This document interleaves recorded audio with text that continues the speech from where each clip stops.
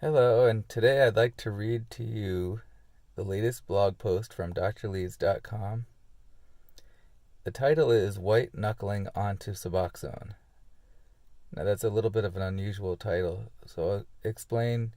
White knuckling is an unusual term that you'll hear in the world of recovery, and basically it means using your willpower to stay clean from drugs, and it's implied that it's not something that you can do for a very long time, that if you use willpower alone, that after a little while it's not going to work anymore, and eventually you'll succumb to the overwhelming compulsion to go back to drugs again.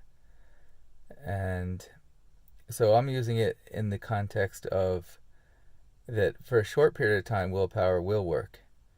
For a few hours a day, if you know that you have a goal that you're going to meet within a relatively short amount of time, say 24 hours or so, you can definitely hang in there. There's no need that you have to give in to the desire to go back to using your drugs just to wait 18, 24 hours. So again, the title, White Knuckling Onto Suboxone. The 24-hour struggle. One of the most difficult parts of starting Suboxone treatment is waiting to take the first dose. Unfortunately, if you want the treatment to work properly, you have to wait until you are in withdrawal. Therefore, you have to prepare to wait for up to 24 hours. Okay, I'm going to go off the script a little bit here and say, with some medications or some drugs that a person may have been abusing, waiting longer than 24 hours is sometimes necessary. For example, fentanyl, which is now being found mixed in with heroin, can take longer to get out of the system, sometimes even 2-3 days or even more. Methadone has a very long half-life and can take a long time to get out of your system. But typically with a short-acting opioid, for example, heroin, oxycodone, 18 to 24 hours is about right. And the thing to look for is not just the time period, but the withdrawal symptoms. The achiness, sweating, cold sweats, a gastrointestinal upset. Some people get nauseous, vomiting, diarrhea. And that's more of a moderate to severe kind of a symptom probably. But people who have gone through this and have dealt with opioid addiction are very used to these symptoms of withdrawal and are very familiar with them. So, if you feel perfectly fine and you just used opioids a couple hours ago, you're not ready to start your Suboxone yet.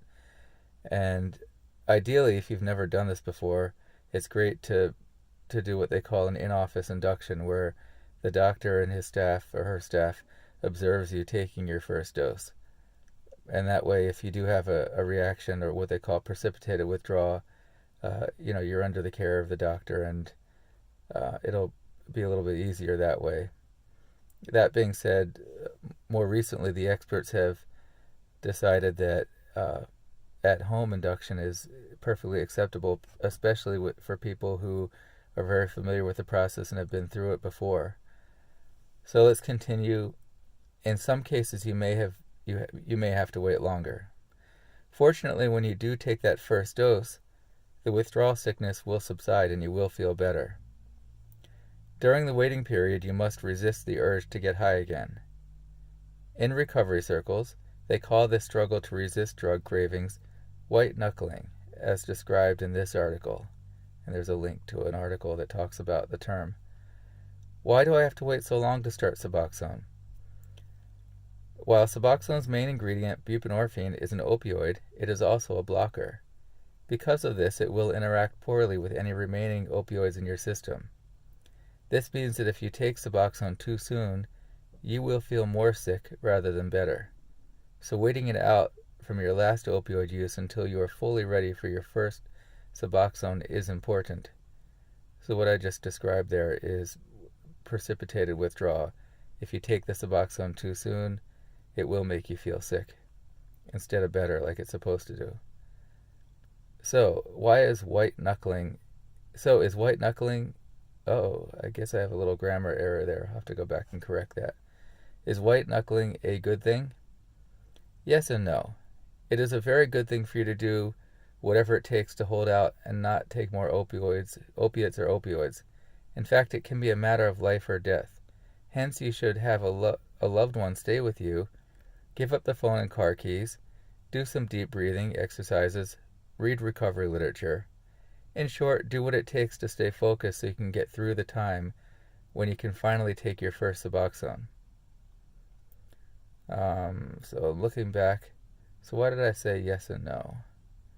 I probably should have mentioned that white knuckling is not a good way to try to stay clean overall without medical treatment for many people, because eventually that willpower does become tiring.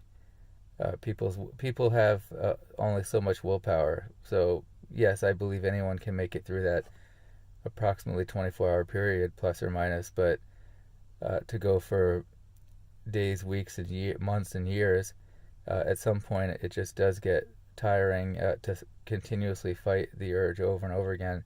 And medical treatment is proven to work better than willpower alone. What if I just can't make it? While I believe that anyone can do what they have to do to get through the 24 or so hours needed, some people say they just can't do it. They say the dealer is too easy to call, or the friend with the pills lives right next door. In fact, I can give every bit of advice I can think of, and they counter me with reasons why it just won't work. So I then discuss the alternatives and the consequences of not being able to do the brief period of white knuckling. The methadone clinic might work better. While methadone has many drawbacks, experts still call it the gold standard of opioid addiction treatment. In fact, it has a higher success rate than Suboxone. I'll stop there just to mention that officially the numbers that they give are that methadone has a 75% success rate compared to a 50% success rate with Suboxone. So it is considered to be the more successful treatment, but it does have a lot of drawbacks. So let me get back to the text. Additionally, you will not have to wait to get started. You can go to the clinic right away after you get high. Unfortunately, once you are on methadone, you will have to go to the clinic every morning. The flexibility and freedom of Suboxone is lost if you choose to go with methadone. Still, if you must go in that direction to save your life, then by all means go to the methadone clinic. Otherwise, if you can hang in there for those usually 18 to 24 hours to start Suboxone, you may be able to progress to monthly visits. This will give you far more freedom to live your life between doctor visits. So that's about it. Short little article. Let me see, that was the whole thing. Okay, thank you for watching and listening, and you're welcome to go visit that blog post and reread it, and I will try to correct the couple of errors that I just caught. And I definitely appreciate comments and questions, and I will talk to you later. Thank you.